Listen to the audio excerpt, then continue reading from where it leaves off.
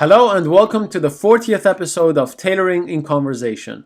My name is Reza, and in this series I'll be talking to tailors, business owners, cloth merchants, and other industry participants from all around the globe to gain a better insight into their worlds. My guest for today is Szabolcs To. Szabolcs is a lawyer and shirt maker based in Debrecen, Hungary. He's accompanied by his brother Istvan today, who's going to be our translator. And in our conversation, we're going to be talking about tailoring in Hungary, its history, shirt making, and much more. Let's begin. Sabi, thank you both. Istvan also as well for being here with me today. I think the first time I saw your work was probably like 3 or 4 years ago, and you had a photo of a few details of the work that you had made, and I thought I would really want to know how this man creates all these small, beautiful details. And so now I have the pleasure to speak to you both. How are you guys doing? Yeah, I am fine, thank you. I'm fine, thank you. Okay, so Sabi, one of the things that I would like to start our conversation with is I know very little about tailoring in Hungary, and I don't know the history. I don't know what the current tailoring industry is looking like, and I would like to start with just having a little bit more information about how it is to be a tailor in Hungary. Nagyon keveset tud arról, hogy Magyarországon mi a története a szabóságnak, meg hogy jelenleg hogy áll ez a szabóság helyzete Magyarországon, és hogy manapság milyen szabónak lenni Magyarországon.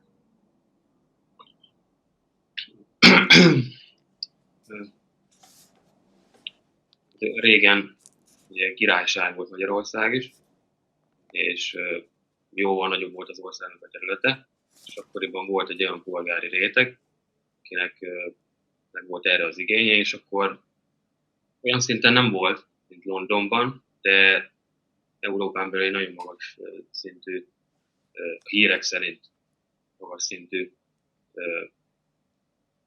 volt a szakma, mondjuk így.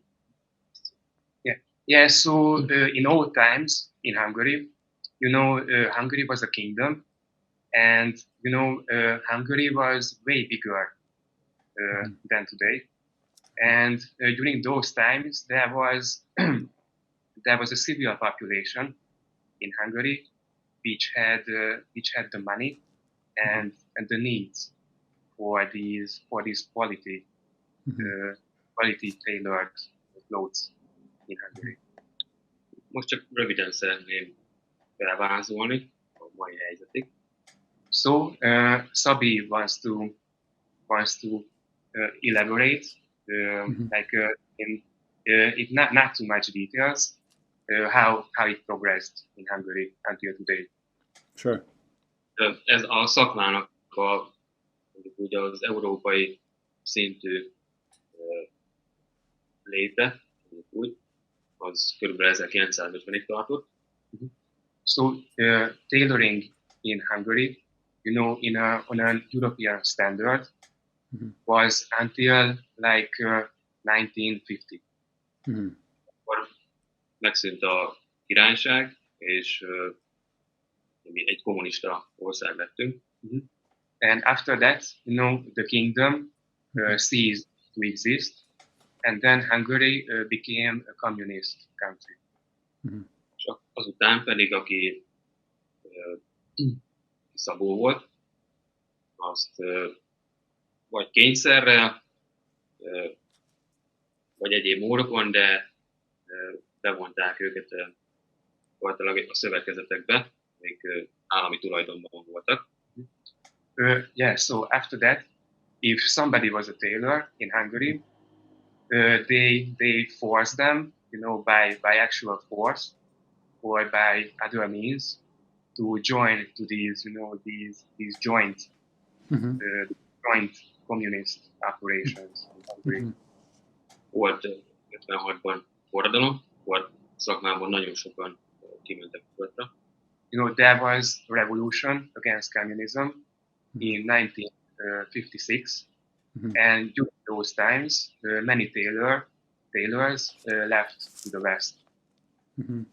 Itt maradtak azok szövetkezetekben voltak, de már nem mai értelemben vett bespoke technológiával dolgoztak, hanem nagyipari. So the tailors that remained in Hungary, they worked in these joint communist operations, and but from that time it wasn't about bespoke, but more it was mandate. Volt egy nagyon szűk rétegük, akik kivételezett helyzetben voltak. There was a small group with privileges. Például Gondon György, aki tavaly halt meg, 80 éves volt, és Gondon György, igen, és őt még ismertem, és ő is ezek közé tartozott, ők a tiszteknek, meg a so there was a few privileged tailors, like György Gondon. He was very old and he died last year, and Szabi knew him personally, and these privileged tailors were making clothes for army officers and leading politicians. I see. A 90 előtt jött egy enyhülés a gazdaságban, és akkor sokan kimentek a szövetkezetekből, és magántanulók lettek. So after 1990, there was an ease in these joint operations, and there were tailors who went private. Akkor már nem volt meg az a réteg, aki igénye volt arra, amit Londonban.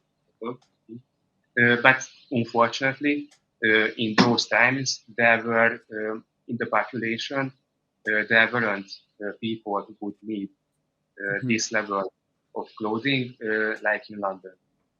És nem is voltak már meg akkor Magyarországon a kereskedések, akkor volt olyan szöveteket, vagy olyan kellékeket lehetett volna beszerezni, mint amit régen be tudtak szerezni. And during those times, like there were no shops either where they could, procure tools to make these level clothing. Ezért legtöbben áttértek a ragasztott technológiára. So most of the tailors turned to the fused technology. Okay. És gyakorlatilag papíron sok szabó van, de akik a szakmában benne vannak, azok nagyon érdekes. So on paper, there are a lot of tailors, but who are really genuine tailors. That's really. Akitől én tanulok máj napig is. And the master from whom Szabi learns. Ő is egy olyan műhelyben tanulta a szakmát, ami egy olyan az előző rendszerben, ami egy olyan kivételezett helyzetben volt, amiről beszéltünk. So this master who teaches Szabi, he was learning in this previous communist system in these, in one of these privileged groups. I see. And so, what sort of country would you say influenced Hungary the most in the field of tailoring?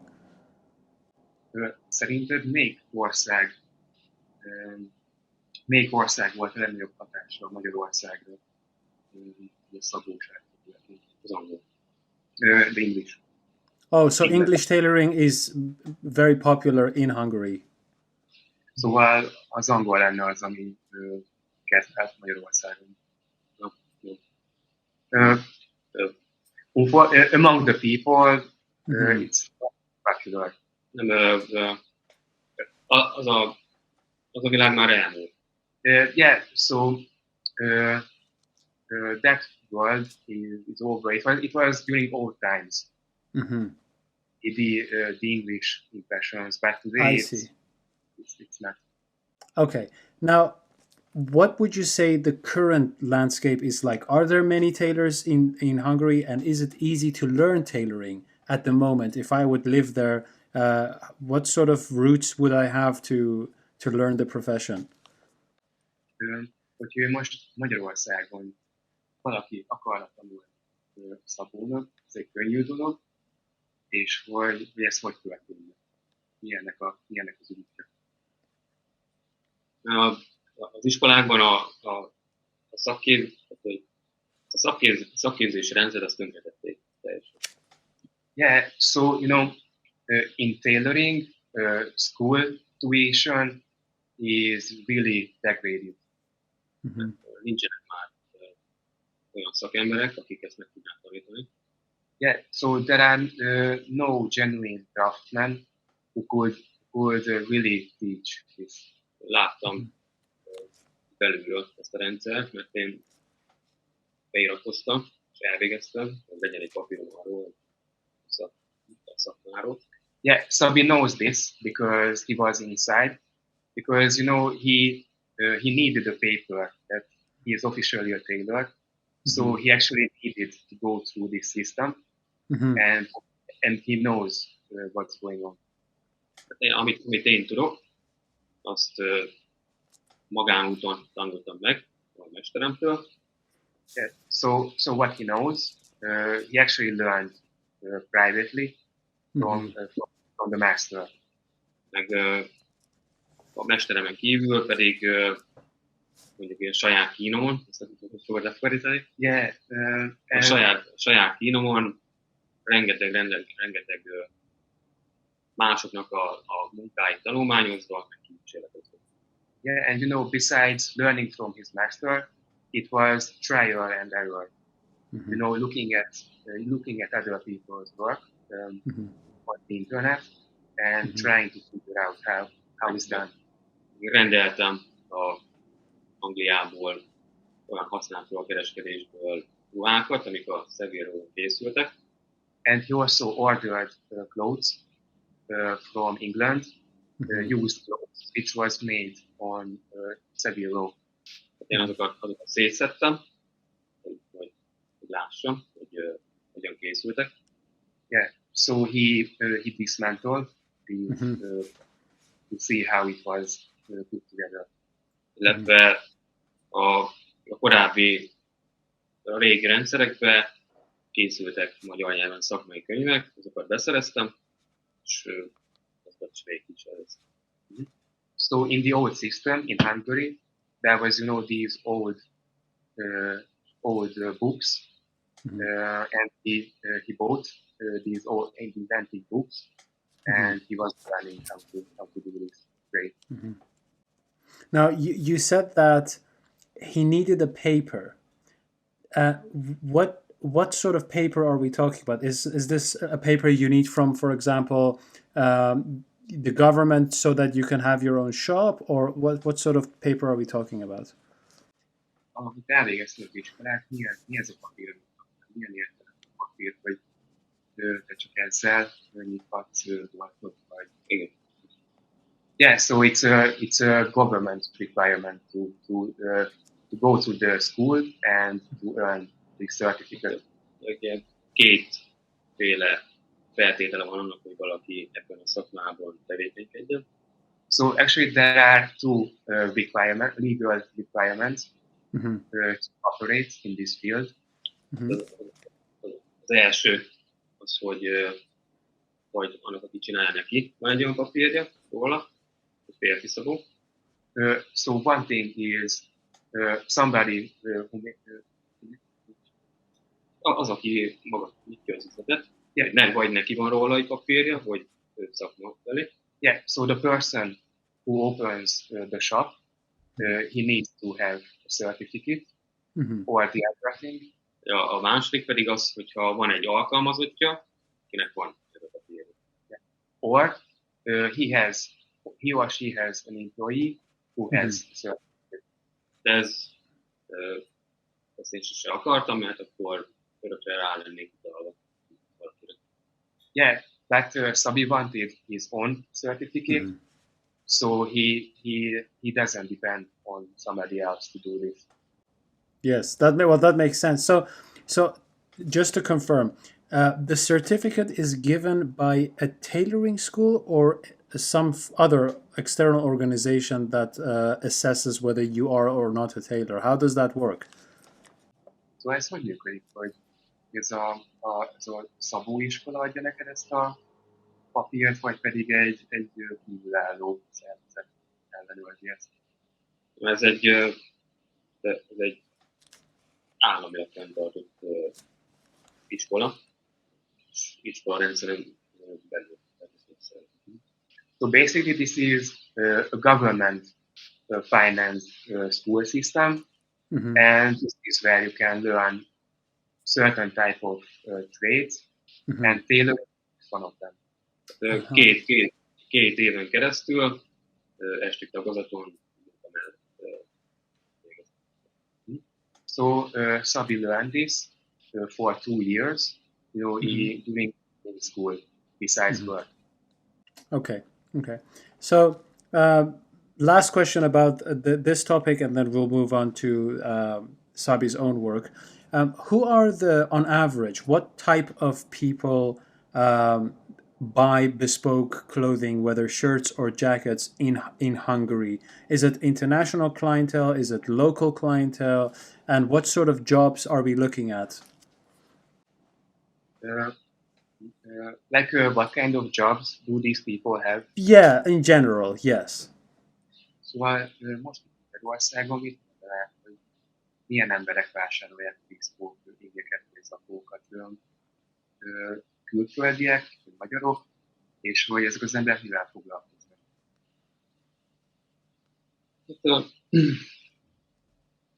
Én kapcsolatban vagyok szakmabeliekkel, akik a fővárosban tevékenykednek, Budapesten. Sabi is in connection with people who in the trade in Budapest. És mennyire én tudom, gazdag vállalkozók, vagy szintén jogászok, orvosok, menedzserek.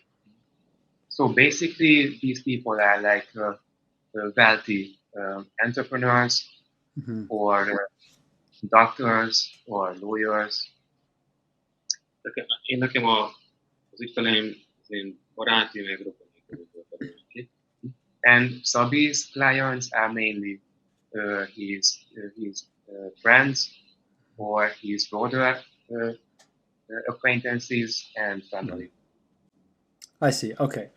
Well, thank you for that. So I interviewed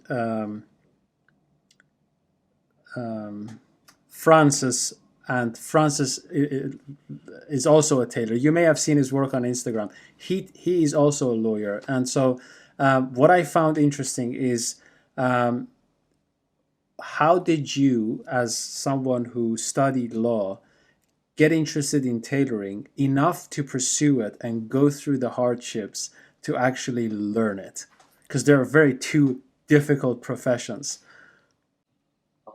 Ismeri Francis, aki szintén jogász, őt is vele is volt interjúja, ő is szabó lett, és mi motivál arra, hogy te már van egy szakmád, és te még amellett kitanulod a szabóságot, ami egy eléggé nehéz dolog. Mi motivál el? Hát még nem tanultam ki, még tanulom. Yeah, like he's still in the, he hasn't mastered it yet fully. Gyerekkoromban festőművésznek készültem. When he was a child, he was learning to be a painter, an artist. Abban nem menjünk bele, hogy milyen okokból kifolyólag hagytam ott azt a pályát. He left that field for whatever reasons. De sok éven át hiányzott olyan dolog az életemből, ami gyakorlatilag szintén egy ilyen kétkezű szakma. But he was always missing something from his life that was about, creating something with your own hand. És már gyakorló jogász voltam, és annak a Szabónak voltam az ügyfele, aki jelenleg nekem most a mesterem. So he was already a practicing lawyer when Szabi was a customer of the master. That after that he was teaching. Mm-hmm. Mindig velem tudott bővebben beszélgetni erről a szakmáról, érdekelt engem. And Szabi was already interested in this tailoring field, and this master could always talk with Szabi, a lot about this. Soha nem volt korábban tanítványa. And before he had never had a apprentice. Egy idő után barátokká váltunk, nem csak az ügyfele voltam. And after a while, from customer, they became friends. És egy nap megkérdeztem, hogy nem tanítom erre a szakmára, és mondtam, hogy And at one day, Szabi was asking him that would you train me to be a tailor, and he said yes. Okay. Now, if I would switch the other way around, how did you get interested in law? Because that requires a particular personality, and you seem to have artistic traits. Whereas I can understand perhaps there is some art in being a good lawyer, but it is something that is a lot more restricted than art itself. So how did you go down that route? Hogy jött az, hogy mert egyáltalán hogy ilyen művészeti beállítottságú vagy, és hogy jött az, hogy te mégis a jogi pályára mentél, ami egy eléggé szabályokkal teli terület. Azért mert nagyon szerettem a történelmet, és ami arra épült, mondjuk így, egyetemi szak, azok közül nagyon volt a legpiaclépesebb. So he always loved history in school, and if you like history and you want to do something with it, to utilize it, like law is the only profitable field that you can choose if you like history. Itt a mi országunkban általában, aki történelmet, irodalmat szerette, az általában, és nem általában, de sokan jobban. Because as far as we know, the people who loves history or literature, usually they go to law. Do you feel in some way that you are writing history by being a lawyer? Érzed azt, hogy azáltal, hogy jogász vagy, te alapítod a történelmet. No, he doesn't. Okay, so do you have your own tailoring shop, or is tailoring something you're doing on the side, but you would like to do full time? How would you see yourself in balance to the profession that you have as a lawyer and the profession that you have as a tailor? Jelenleg neked saját boltod van, vagy pedig ezt mellékesen végzed, szabóságot, és hogyan tudod ezt kiegyensúlyozni a jogot és a szabóságot az életben? Kiegészítő vagy mellékes tevékenység én folytatom, mert nekem a jogi munkám az első. Like currently, law comes first, so tailoring is on the side. De mondjuk úgy, hogy nekem nem az a szabóság, nem melléktevékenység, hanem végülis szenvedélyem. Yeah, but you can say that tailoring is not just a side activity, but that's his actual passion. I see. So I imagine that you're very, very, very, very busy as a lawyer. How do you find the time to make something or practice or try out some ideas? And in general, how much time do you spend for the tailoring activities?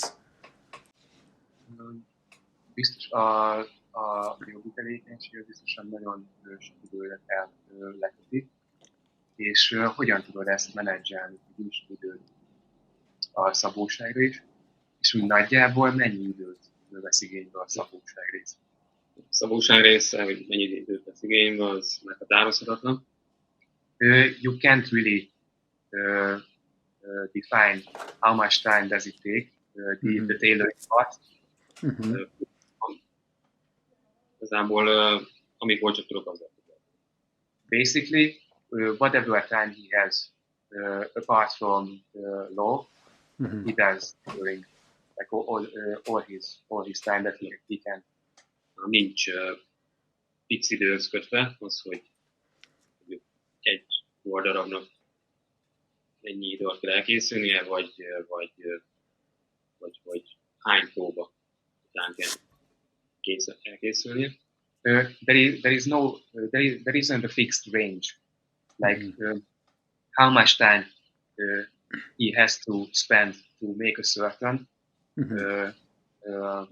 piece of cloth, or how much fitting appointments you need. Ha nem látom jónak, akkor addig próbálják, amíg jó nem. So if he sees errors or any kind of divergences, he makes as many appointments as it needs to correct them.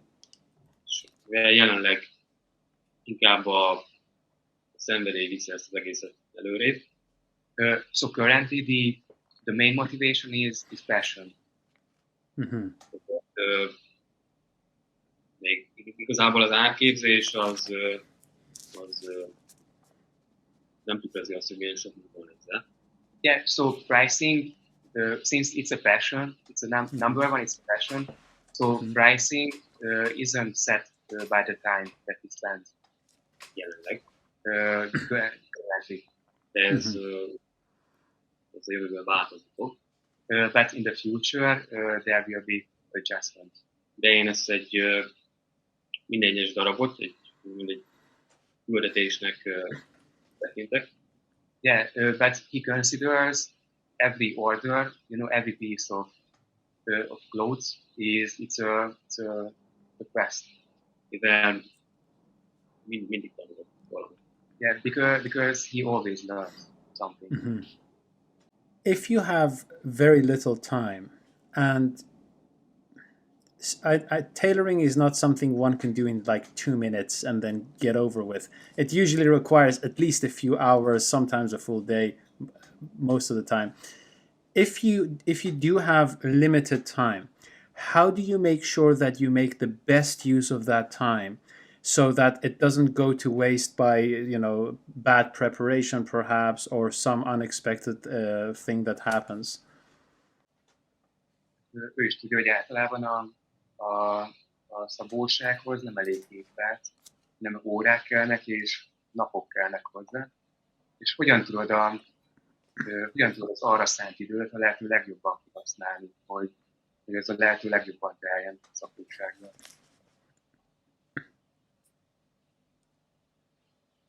Nehéz kérdés. Yeah, it's a difficult question.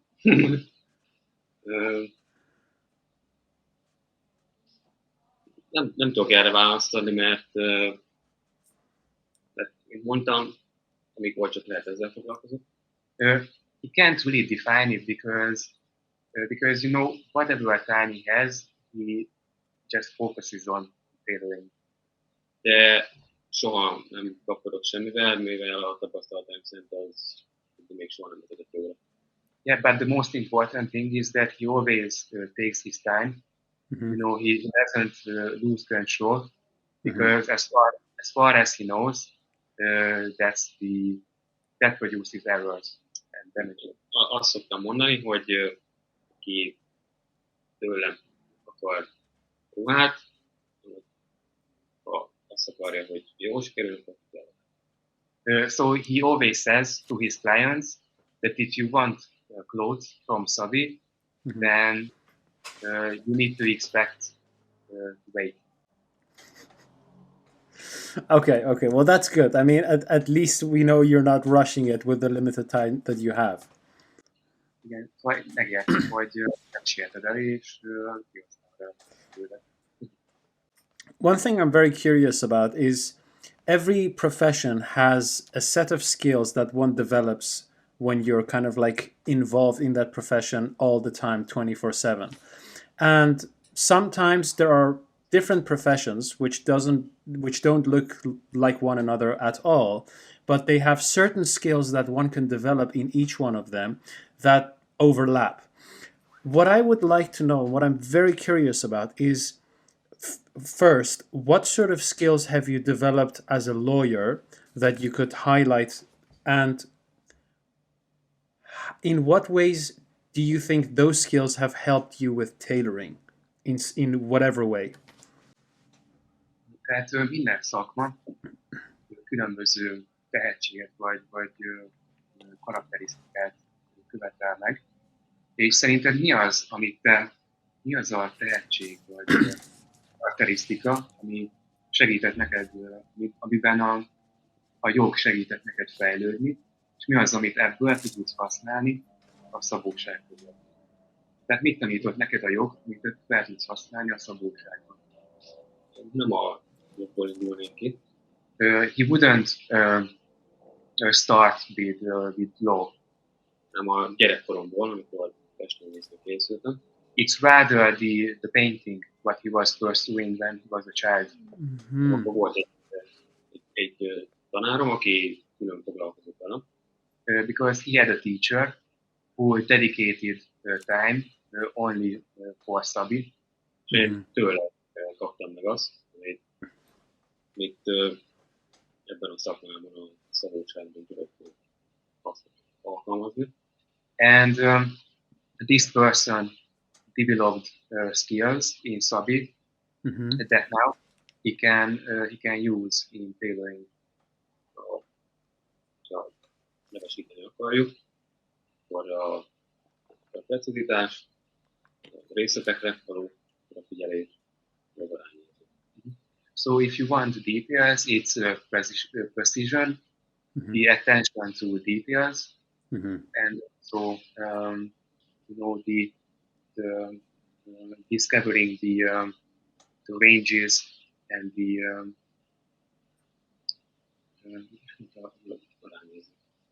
and ratios.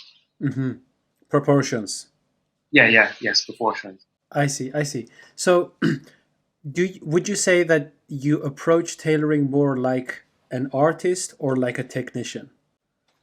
Mit mondanál, hogy úgy közelíted meg a szabóságot, mint egy művészet, vagy pedig úgy, mint egy technikus? Hát azt nem merem mondani, hogy a szabóságon belül, művészi szinten készíteni. He wouldn't really say that he makes tailoring on an artist level. De szeretném, hogyha egy nap azt el. But he pursues that one day he can actually say that he's an artist in tailoring. You know, you're being very modest. The work that you're producing, I do think it definitely is on the artistic level. Absolutely. Nagyon szerény vagy, mert ahogy ő látja, amiket te készítesz, azok művészi szintek. Thank you very much. Pleasure is mine. Legalábbis soha nem vagyok elégedett munkámmal. He is never satisfied. Csak az ad sokszor megnyugvást, mikor látok mondjuk pályán lévő szabóknak a munkáját, tehát soha nem vagyok elégedett azzal, amit csinálok.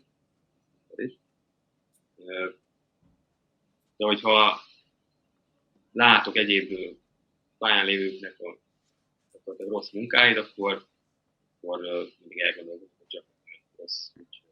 Yeah, so he's never satisfied, but sometimes he sees products from practicing tailors, which is sometimes not the best, and those times, he calms down a little bit. That okay, maybe he makes maybe he makes good enough. Yes, sometimes it does help to see bad work. Yes, I agree. So one thing I'm wondering, because I assume that the shirts that you make are all handmade and you spend a lot of time on them. But you also know at the same time that shirt making as a technical endeavor and an industry is very sophisticated. So for example, every part of a shirt there is a machine for, and whether it's doing the collar or the buttons or the sleeves, in the larger scale industries, all these things are all automatic. So, you place a patch of fabric and the machine just makes a pocket in like 2 seconds. What sort of tools do you use? How many machines do you use? Do you just use one sewing machine, or do you have special machines for certain parts? What sort of workshop should I imagine? Tehát, hogy azt tudja, hogy te sok mindent kézzel készítesz. Ugye az ipar már teljesen automatizálva van, tehát a ruhákat azokat inkább gépek készítik, amikor pofon egyszerűen összerakják, és azt tudni szeretné, hogy te használsz a gépeket, hány gépet használsz, mire használod őket, és hogy néz ki neked a műtervet, hogy milyen gépet találhatod benne. Igen, sokat segít a mesterem, akinek van egy műhelye. So he gets help from his master, who has a workshop. De nekem is van otthon egy külön dolgozószobám. But at home, Szabi also has a room that is dedicated for tailoring. Nem tudom a különböző gépeknek az angol kifejezését. He doesn't really know the English phrases of the certain machines. De van egy egyszerű, nem mondják őket, de egy egyszerű varrógépem, amit néhány éve vettem, egy Jack márkájú. There is a simple sewing machine, the brand new Jack. He bought it a few years ago. Illetve az inkészítéshez van még egy gumikazógépem, egy Brother márkájú. For shirt making, there is a machine that makes buttonholes. The brand is Brother. Illetve van még egyéb gépe a mesteremnek a műhelyében, amit használhatok. And there are other machines in the workshop of his master that he can use. Illetve még van speciális vasaló. And he has also a special iron. Illetve különböző vasalópák, ezt mindenek tudják. And he has different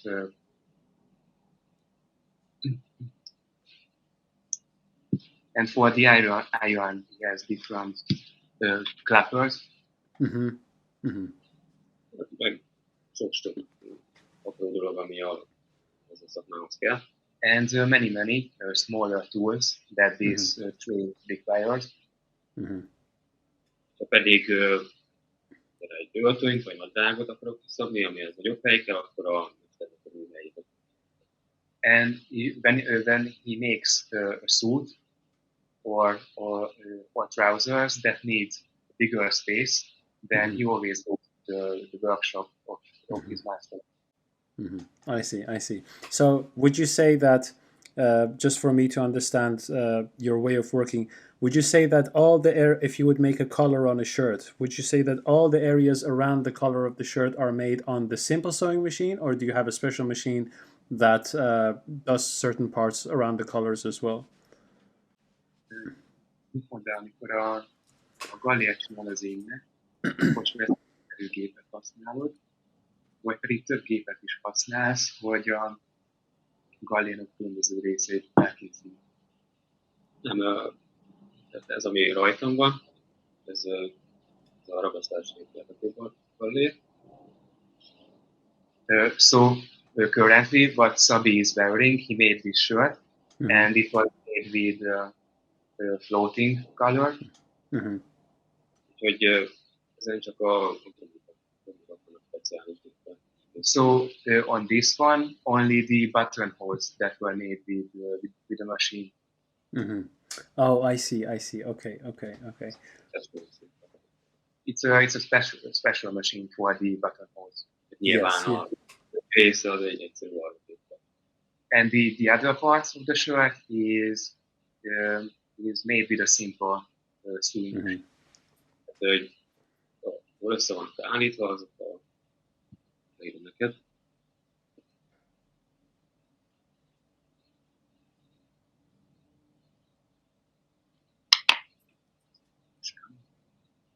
And where the parts are fitted together, it was made with a single needle French seam.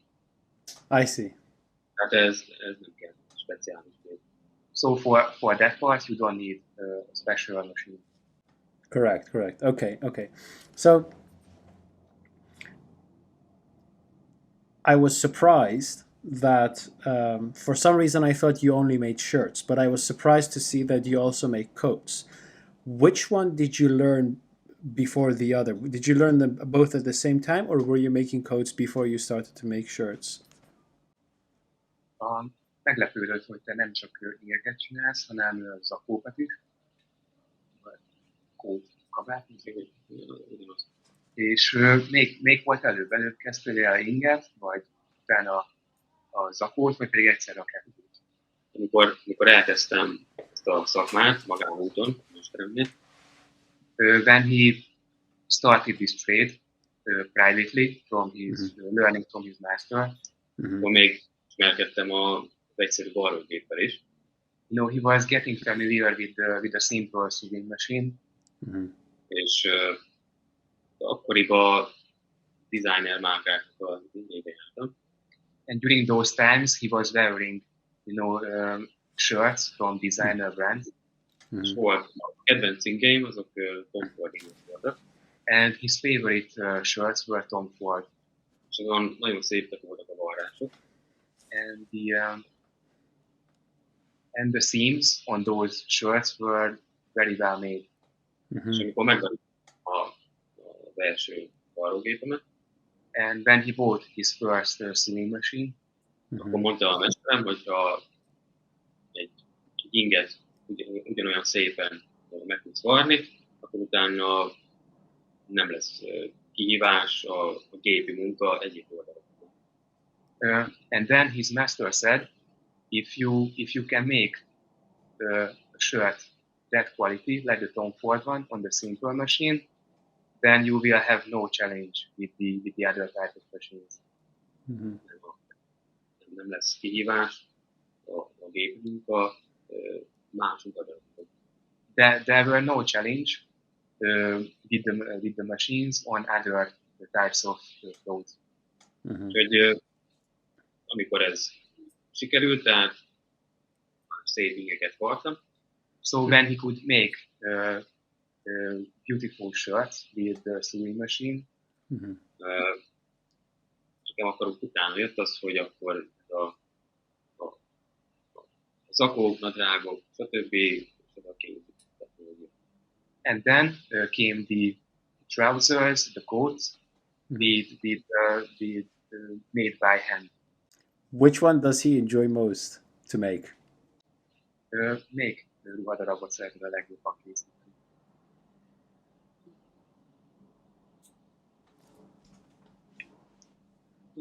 Nem tudom megmondani. He can say. Okay, okay. Do you tend to make more shirts than other garments in general? Ugye általánosságban több inget készítesz. Határozottan, igen. Yeah, yes, so strong, yes, the shirt. Okay, okay. Now, if I would ask you, how do you see, or how would you compare shirt making as a profession separately and coat making, so handcraft bespoke tailoring as a profession separately? How would you compare the two? How do you look at them? Because you've done both, and shirt making is not easy, although some people think it's easy, but it definitely isn't easy at all. So what's your perspective on that? Az inkészítés és a zakókészítés hogyan viszonyítanád egymáshoz? Mert van, aki azt hiszi, hogy az inkészítés az könnyű, pedig nem így van, és mind a kettőnek vannak külön karakterisztikái, és hogyan viszonyítanád kettőt? Az inkészítésnél ott nagyobb technikai felkészültség kell a varrógép használathoz. So to make shirts, you need more technical preparation for the machines. De egyébként maradjunk az zakóknál. Speaking of coats, egy méretre szépen megvarva sokkal nehezebb egy zakót elkészíteni. So to make a coat for a certain size, making a coat is way more difficult than to make a shirt. And when you say technical preparation for shirt making, what sort of technical preparation do you mean? Amikor inkészítésnél technikai felkészültséget minek gondolsz?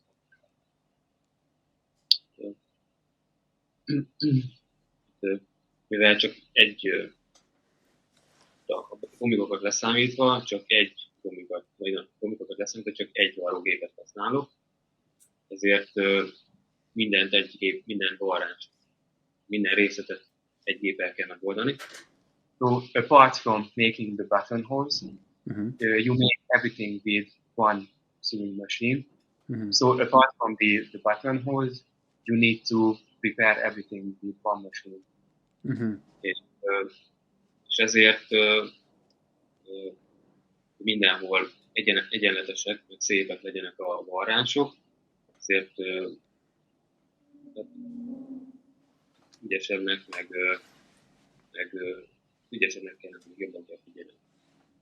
So to make every seam equally beautiful and well made with a single machine, you need to be more resourceful and prepared.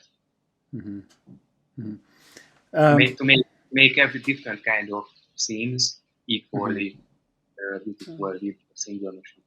Yeah, okay. So I have a question. This is just out of my own curiosity.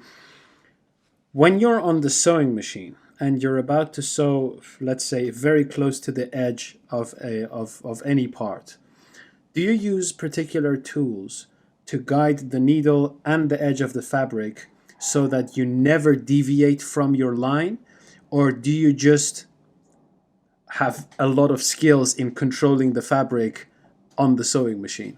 Because when I look at the stitching that you do on the sewing machine, it literally looks like a robot made it. And I mean that in a good sense. It's extremely precise. And me being a tailor myself, I know how difficult it is to control something on the edge of the sewing machine, because even if you do have the control, your sewing machine may not always be helpful, because sewing machines sometimes, they don't consistently move the fabric sometimes, or the needle doesn't always go in the right place. Just out of my curiosity. Amikor varsz a géppel, és amikor a szövetnek a szélén játsz, és úgy vezeted a gépet, akkor használsz valami eszközt, hogy egyenesben tartsd a varrógépet, vagy pedig a kezedbe oldod meg, mert ő látta a munkáidat, és ő annyira annyira precíz a varrásvezetés, mint hogyha egy robot csinálta volna, és hogy ezt hogy tudod ezt kieszközölni?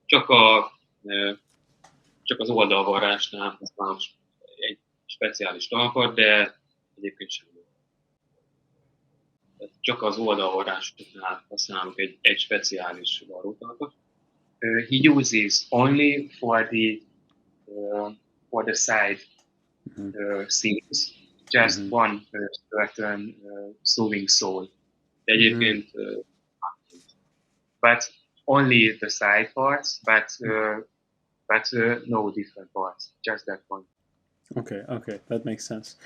Now, one thing that I would like to ask, and this is a very difficult question for some people to answer because it does require some thought, but I'd like to know your perspective.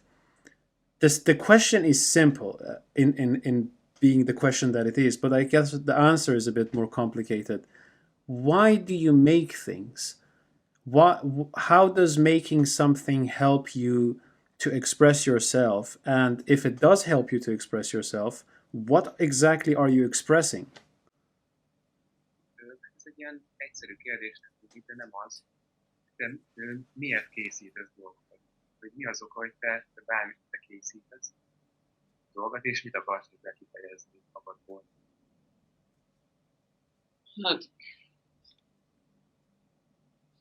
hát nem tudom megmondani, mert nem érzem azt, hogy ezt a tevékenységet, amit csinálok, azt egy művész tevékenységnek kell beállítani. You really can't say because he doesn't really feel like that this activity, what he does, is really an artistic activity. Mm-hmm.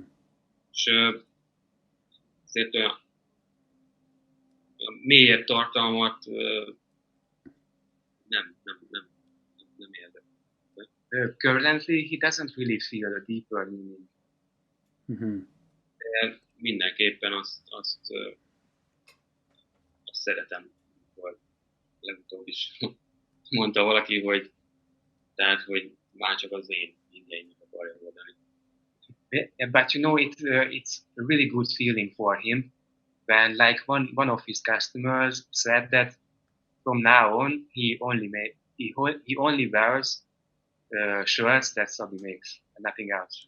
Mm-hmm. Úgy gondolom, hogy az én készítésnek ez a része, illetve a szakmának a Bespoke része. And he thinks that this part of making shirts and the bespoke part of this craft az a jövője, hogy mégis egy életérzést segíts. You know, the purpose and the future of this craft is to fulfill a lifestyle, certain kind of lifestyle. Mm-hmm. Well, what I want to question further is, if you wouldn't be a tailor, or you wouldn't make shirts, or you wouldn't make jackets, and I know that you have a background in painting, but also painting aside, if you wouldn't do these things, and earlier on you said something was missing, what would you do if you wouldn't be making things, objects, arts, artifacts? Mondtad, hogy érezted az életedben, hogy hiányzik valami, hogy csinálj valamit, és hogyha nem festenél, vagy nem ruhákat készítenél, akkor mi az, hogy még szeretnél, még szívesen csinálnál?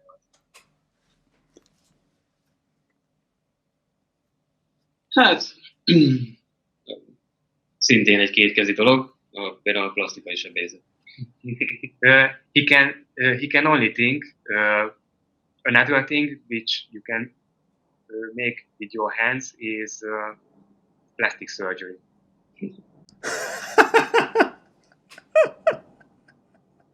Okay, but plastic surgery, so this is interesting, because with plastic surgery you are still making something that has to be very precise.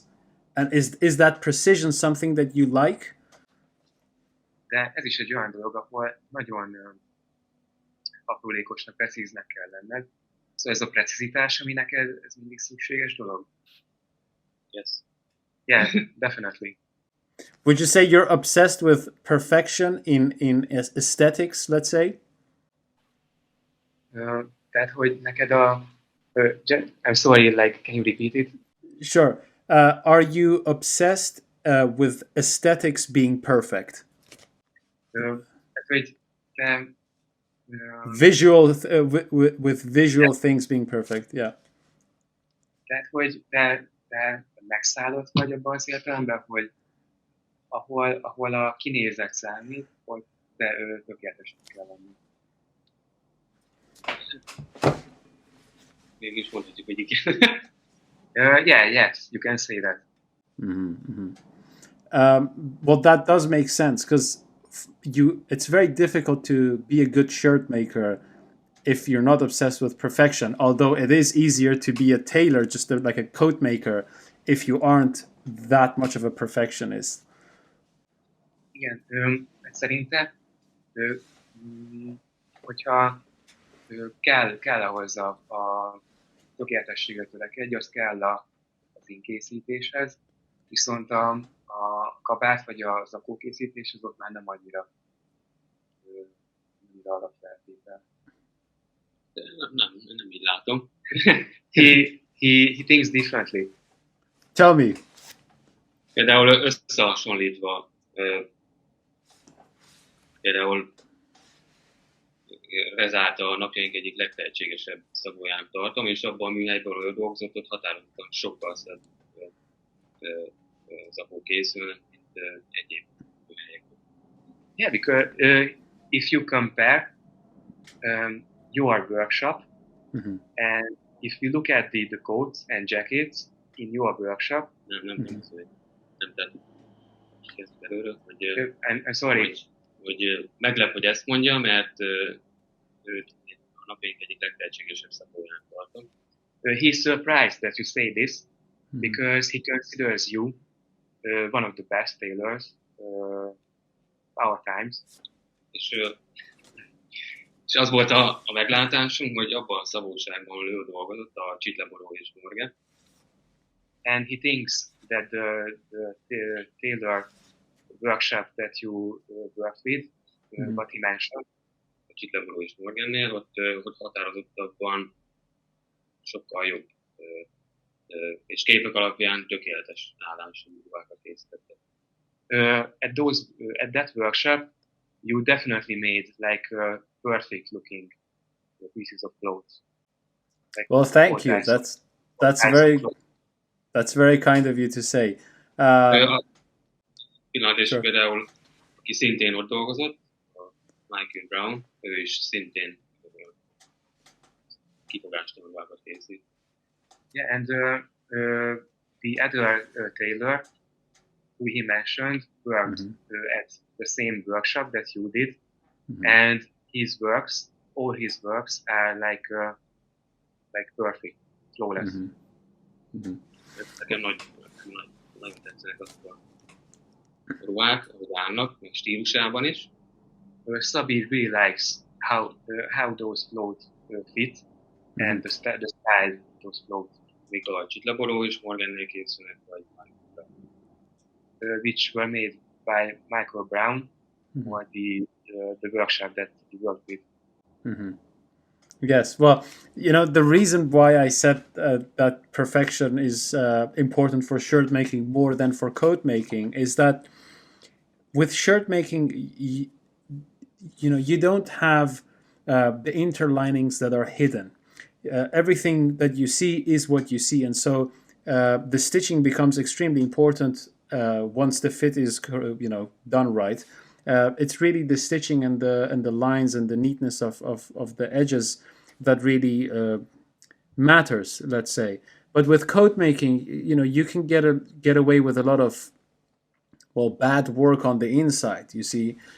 So that's the reason why I said it. Although I don't agree that there should be bad work on the inside. Azért mondja ezt, mert mivel az ingeknél, hogy amit látsz, az van. De ugye a többi fél ruhadarabnál ott vannak belül értettem a belső rész, És ott, hogyha hibákat ejtesz, akkor az nincsen szem előtt, és azokat még meg tudod úszni, de nem ért azzal egyet, hogy hibákat szabadna hagyni, csak hogy azt mondja, hogy ez így szokott történni.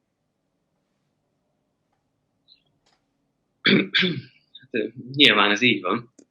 Yes, that's technically correct.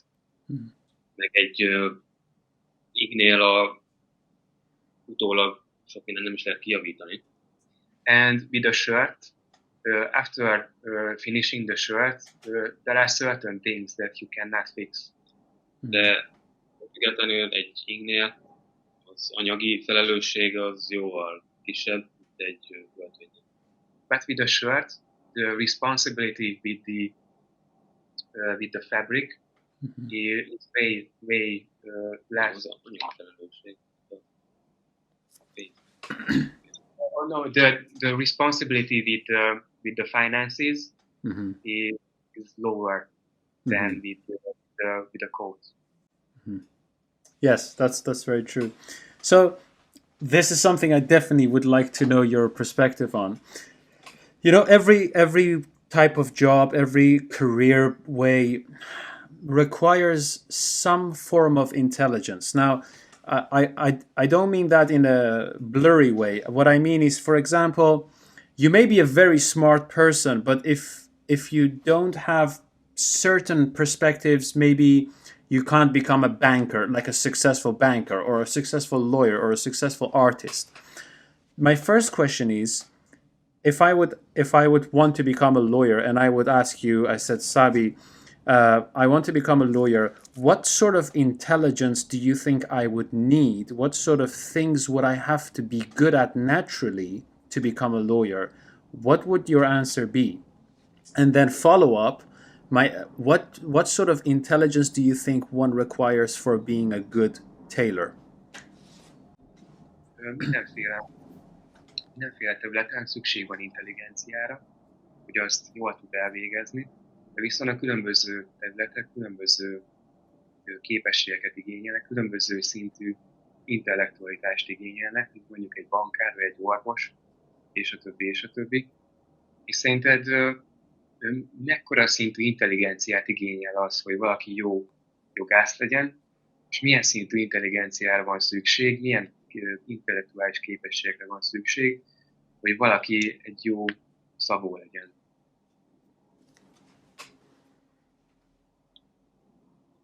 Hát szerintem, az én véleményem szerint, In his opinion, egy kétkezi szakmához, mint például ez a ruhakészítés. So for a hand made craft like tailoring, az sokkal több alázatot igényel. For tailoring, you need a high level of humility. Szerintem, akiben nincs alázat, abból nem is lesz egy jó kézműves. And if a person doesn't have a high level of humility, then in his opinion, they can never be a good craftsman.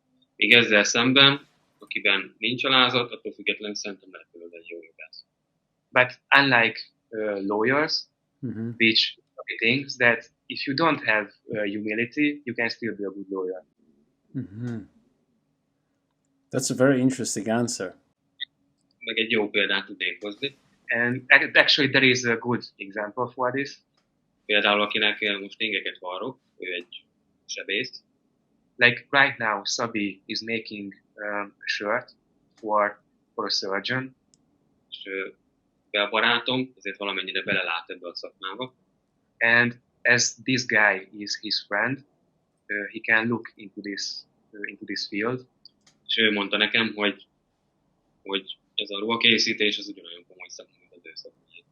And this surgeon said that making clothes, tailoring, is like equally difficult as surgery. Wow. Would you say that too much humility is, let's see, how should I ask this question? Do you think that it's problematic for a practicing lawyer to have too much humility? And I say that in the sense that, if you are very humble, you're always thinking, maybe I'm wrong. Maybe there is something that there is better out there. I'm not certain. I can't be 100% sure. Whereas sometimes I assume that when you are dealing with some sort of a case, you do need to have some sort of a, command over the project and over the trajectory of how everything is going.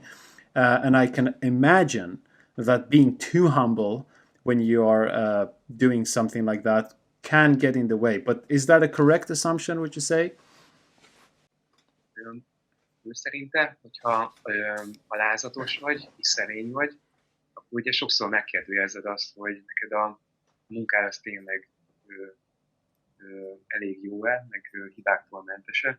És szerinted, hogyha jobban dolgozol, akkor téged ez igazából hátráltat-e? Hogyha alázatos vagy és szerény vagy. No. He doesn't really think it. He thinks that if you have humility and mindig az volt a tapasztalatom, hogyha valami nem úgy sikerül, ahogy szerettem volna, akkor még elszántabb voltam, és akkor végül sikerült. And if you are humble and field of law, and let's say that you fail at something, and if you are humble enough to admit your mistakes and you improve, then you can get better on the field of law. So you actually need humbleness. I see. Okay. Rengeteg mindent ugye én magam kísérleteztem ki, sok mindent nem volt itt megtanulni, ezért ez a jó. Sokkal jobb van. De jó van. Ruhakészítésben. Jó van. Tehát sok mindent magamnak kell kikísérletezni, mert nem volt itt megtanulni. So in tailoring, since there was no direct connection to somebody else, he needed to learn by trial and error and by his own mistakes. Rengeteget hibáztam, meg rengeteget kísérleteztem, úgyhogy szerintem az alázatnak kitartás kezdett. He made a lot of errors by himself, and after making these errors correct, humbleness and humility made him better in this craft. Okay. Well, on that note, what I would like to do is I would like to do a speed round. So I've written a few things based on our conversation, and I would like to know in one word the first thing that comes up your mind when you're hearing the word. Tehát az egyik beszélgetés alapján ő leírt magának pár új szót, és most fel fogja olvasni ezeket a szavakat, és arra kíváncsi, hogy neked azokról a szavakról mi utásról meghiszedve. Okay. All right, okay. So, tailoring in Hungary. A szabóság Magyarországon. The best. The best. The best, okay. The past. Old times. Oh, the past. Okay. I thought the best. The past. Okay. Sure. Okay. Tailoring in communism, under communism. Szabóság a kommunizmusban. Silánság. Shallowness. Shallowness. Okay. Most influential person for you. A legmeghatározóbb személy. Szabó. Úgy gondolom a mesteremben én amennyit tanultam ebben a szakmában, meg amennyit láttam, én mai napig meg vagyok győződve arról, hogy ő Magyarországnak a legjobb szabója, úgyhogy én nagyon szerencsés is vagyok, nagyon szerencsésnek tartom magamat, hogy én tanulhattam tőle. His master, because what he sees in the field of tailoring, his experiences, he can say that master is actually the best tailor right now in Hungary, and he's really honored to learn under his guidance. Okay. Tailoring books. Szabó könyvek. Szerkesztés. Editing. Why would you say editing? Miért Mert nálunk, azok a könyvek, amik készültek ebben a szakmában, a legtöbb a szerkesztésről szól. A szerkesztés az volt szakszóz? Használjuk inkább úgy, hogy nem az editing, hanem legyen a pattern making. Oh, so not editing, but pattern making. Okay, I see. Yeah, pattern making, because those parts in these books were the most intriguing parts of the book. I see. Okay. Art. Művészet. Festészet. Painting. Favorite painter. A kedvenc festőd. Benzúr. Gyula Bencúr.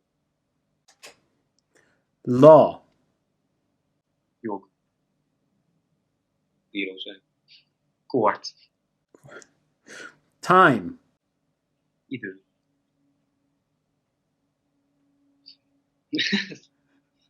Ezzel sem nem tudok mit mondani. Az első dolog. Semmi igazán. He just cannot say. Okay. So, the most difficult thing in tailoring. A legnehezebb dolog a szabóságban.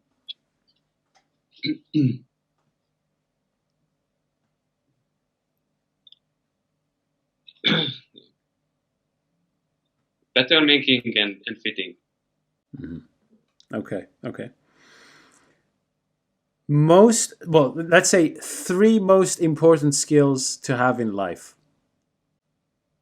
A 3 legfontosabb tulajdonság, mi az életben szükséges.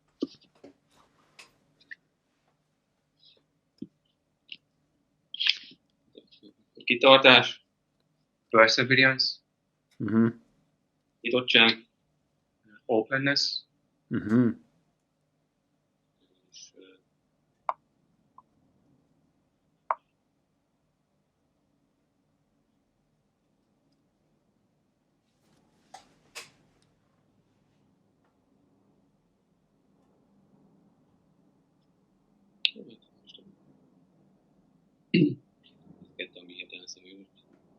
Like, this is the 2 strong traits that you need. Okay. It's difficult to tell a third one, like equal to this level. These 2. Competition. Verseny.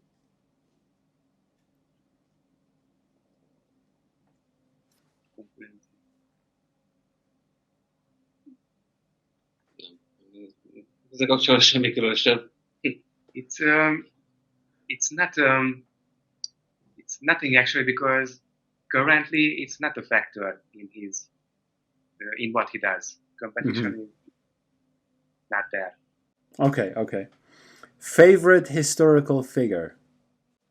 A kedvenc történelmi személye.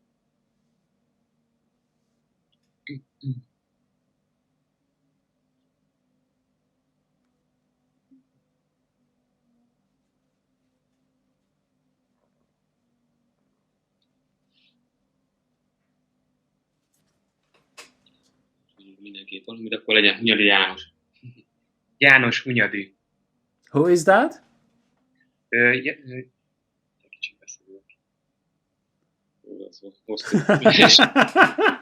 Nincs köz azt szakmához.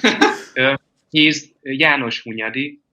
He is not related to tailoring in any way. He was a history figure in Hungarian history, and he was a big figure. Ő volt talán a legnagyobb hadvezére Magyarország, király Magyarország. Arguably, he was the greatest